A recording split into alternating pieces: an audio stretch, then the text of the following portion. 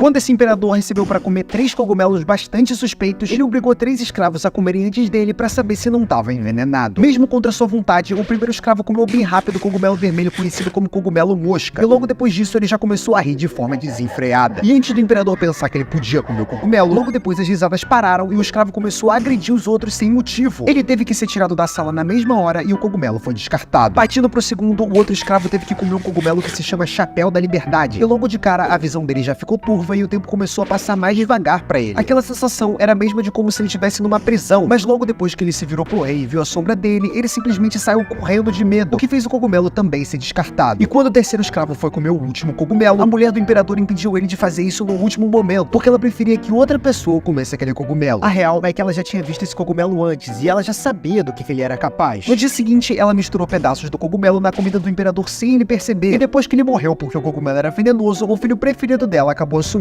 o trono.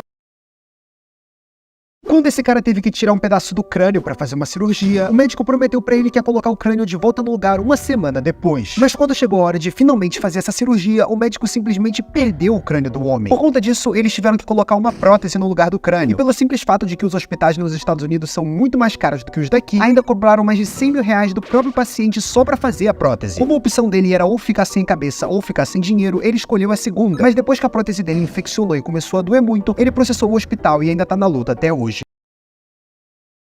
Quando uma criança nascia nessa cidade, ela era imediatamente separada da mãe e colocada numa sala completamente isolada para viver a vida sozinha. E todos os dias ela recebia uma quantidade generosa de comida e bebida para continuar viva. Elas recebiam leite materno de várias mulheres que tinham sido contratadas só para isso. E também recebiam cuidados básicos de limpeza para não ficarem doentes. Mas elas não podiam de jeito nenhum ouvir qualquer tipo de som ou falar com alguém. Por conta disso, as cuidadoras recebiam instruções bem claras, onde tudo que elas tinham que fazer algumas vezes por dia era entrar na sala de cada uma das crianças sem falar nada ou olhar nos olhos, só mesmo para dar comida e limpar, deixando elas o resto do dia todo sem qualquer tipo de carinho ou contato físico. E todo esse experimento, que teve um final completamente absurdo, que eu já vou contar, foi feito por um imperador maluco há mais de 1000 anos atrás chamado Frederico, porque ele queria descobrir uma coisa muito simples. Como as crianças não estavam ouvindo nenhuma palavra da boca de ninguém, quando elas crescessem, elas iam começar a falar a língua que seria a língua original de todos os seres humanos, até chegar um ponto em que o mundo todo ia descobrir que língua era essa. Mas depois de uns meses, tudo que eles conseguiram descobrir foi que o carinho de uma mãe é tão importante quanto a comida para uma criança, já que todas elas morreram com menos de 1 ano de idade. Quando esses caras resolveram fazer uma maratona no deserto do Saara, apareceu uma tempestade de areia e um corredor italiano chamado Mario acabou se perdendo no meio do deserto. Depois que a tempestade passou, ele continuou seguindo na direção que achava que era certa, mas parecia que quanto mais ele andava, mais longe do resto do mundo ele ficava. Como ele achava que os organizadores do evento logo iam notar que ele tinha se perdido, ele não teve tanta pena de comer as poucas frutas que ele tinha guardado. Mas a mesma tempestade que fez com que ele se perdesse impediu também com que os caras achassem ele. Por conta disso, ele continuou andando no meio do deserto por vários dias. E a única coisa que ele encontrou nesse tempo todo foi uma capela abandonada, que acabou virando a nova casa dele, justamente porque ali dentro tinha vários morcegos que ele começou a matar e comer. E mesmo que os morcegos tenham sido uma fonte de comida muito boa por um tempo, obviamente que sobreviver comendo esses bichos crus como ele estava fazendo não ia ser a solução do problema. Mas depois de uma semana dentro da capela, os morcegos acabaram e ele entendeu que nunca ia ser encontrado se continuasse ali dentro. Então ele partiu para uma corrida final, onde ou ele seria encontrado por alguém, ou ele morreria desidratado no deserto. Depois de percorrer mais de 200 quilômetros em 9 dias, uma família de nômades encontrou ele e salvou a vida dele.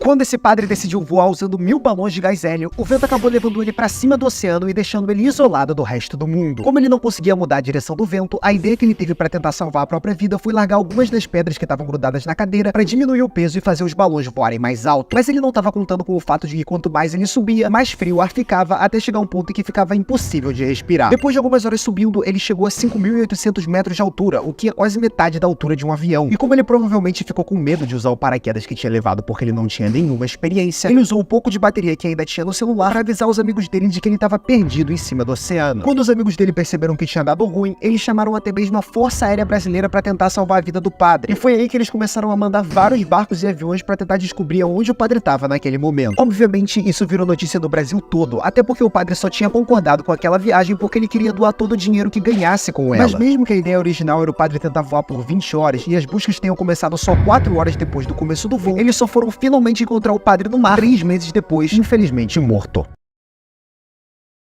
Quando esse menino chamado Bob, de 4 anos, desapareceu no meio de uma viagem, os pais dele ficaram 8 meses procurando pelo moleque, que nem doidos. Como ele só tinha desaparecido sem falar nada e não apareceu nenhum pedido de resgate por causa dele ter sido sequestrado, aquele virou um caso nacional nos Estados Unidos e começou a aparecer em todos os jornais. O lugar em que eles estavam viajando naquele dia foi analisado várias vezes pela polícia. E como todo mundo no país já sabia que o moleque tinha desaparecido, 8 meses depois do desaparecimento, a polícia recebeu uma ligação dizendo que tinham encontrado Bob do lado de um cara muito suspeito numa cidade bem longe dali. Imediatamente, a polícia prendeu aquele cara e entregou o garoto, que parecia muito ser o Bob, de volta pros pais. E por mais que no primeiro momento a mãe dele tenha dito que aquele não era o filho dela, alguns dias depois ela disse que estava errada e que com certeza era ele, sim. E mesmo que o cara suspeito tenha dito várias vezes que aquele era o filho de uma amiga dele, ele não conseguiu provar isso na justiça e o garoto foi viver com os outros pais, que do nada tinham a certeza completa de que aquele era o filho deles. Vários anos se passaram, o cara suspeito continuou preso e o Bob viveu a vida dele muito bem com os novos pais e até teve vários filhos. Mas depois de todo esse tempo, eles decidiram fazer um teste de DNA só pra descobrir que aquele Bob não era filho deles.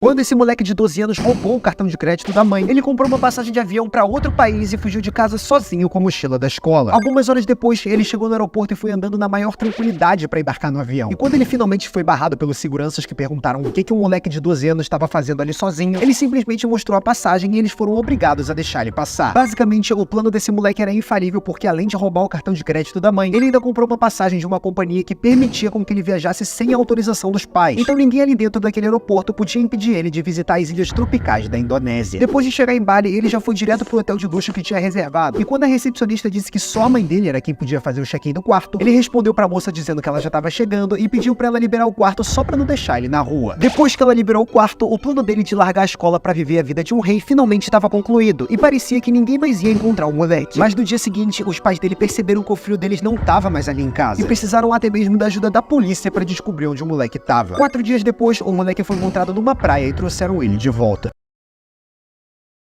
Quando esse cara deu a descarga dentro de um submarino no fundo do mar, a privada começou a transbordar e logo ia afogar todas as 50 pessoas que estavam ali dentro só por causa de uma ida ao banheiro. Alguns minutos depois que a água começou a invadir o submarino, ela finalmente chegou num lugar em que tinha várias baterias. E quando elas começaram a ficar molhadas, elas acabaram liberando um gás tóxico, que logo ia fazer todas as pessoas que estavam ali sufocarem. Mesmo assim, fazer o submarino voltar para a superfície era uma decisão quase impossível, justamente porque aquele era um submarino alemão e eles estavam no meio de uma guerra mundial. Mas a culpa de tudo aquilo era do capitão do submarino, que foi o cara que literalmente acabou tudo por um motivo muito simples. Basicamente, os banheiros dos submarinos precisam de um especialista para fazer eles funcionarem, porque como existe uma pressão muito forte da água para dentro do submarino quando eles estão no fundo do mar, o banheiro tem várias válvulas que precisam ser puxadas numa ordem certa. Mas o problema aqui foi que o capitão provavelmente ficou com vergonha do especialista ver ele no banheiro, e por conta disso ele não falou nada que estava indo. Mas mesmo que no fim das contas o capitão ainda tenha conseguido arranjar tempo suficiente para levar o submarino para a superfície com todo mundo vivo, quando eles chegaram no topo da água, eles acabaram sendo atingidos por um míssil e foi geral de arrasta.